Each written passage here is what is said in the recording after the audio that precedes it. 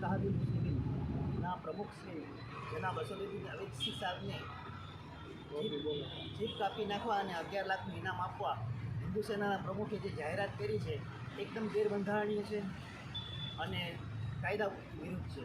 અગાઉ પણ આ પ્રતિક ભટ્ટ દ્વારા આસવારે બધાને મારી નાખવાની અને ઘર બારી નાખવાની ધમકીઓ આપવામાં આવે છે અને ગુનાહિત ઇતિહાસ ધરાવે છે.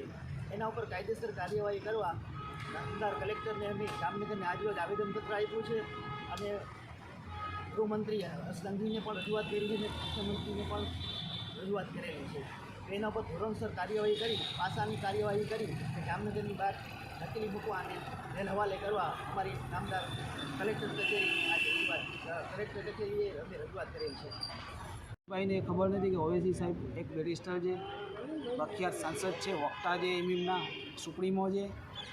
બંધારણ અને કાયદાની અંદર જ હરેક સ્ટેટમેન્ટ આપતા હોઈએ છે. તેમ છતાંય તે ભાઈને એવું લાગેલું હોય કે કોઈ સ્ટેટમેન્ટ ગેરકાનૂની આપેલી છે તો તેની પહેલે તપાસ કરો. તમે પછી એવી જાહેરાતો કરો ને આવી જાહેરાત જ ના કરી શકે.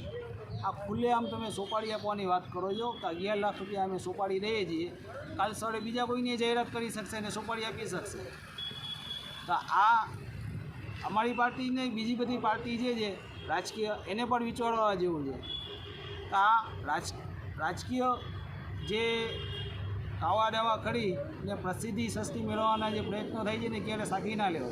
અમે જ્યારે આ ખોટું થાય છે ત્યારે આવેદન તો આપીએ છીએ, પણ આ બાબતે અમે ગંભીરતા રાખીને રિક્વેસ્ટ સરકારશ્રી સમક્ષ રિક્વેસ્ટ કરી છે કે ભાઈ જે આ હિન્દુ સેનાના અધ્યક્ષ છે એ જે સ્ટેટમેન્ટ આપેલું છે એ સ્ટેટમેન્ટ તમે ધ્યાને લઈ ને તાત્કાલિક ધોરણે FIR દાખલ કરો અને દાખલો બેસાડો કે બીજી કોઈ પાર્ટીનો વ્યક્તિ કે બીજી કોઈ હિન્દુ સેના હોય કે ગમે તે સામાજિક લેવલે કોઈ પણ માણસ હોય આવું સ્ટેટમેન્ટ કે આવી પ્રસિદ્ધિ સસ્તી પ્રસિદ્ધિ મેળવવા માટે આવી કોઈ જાહેરાત ના કરી શકે.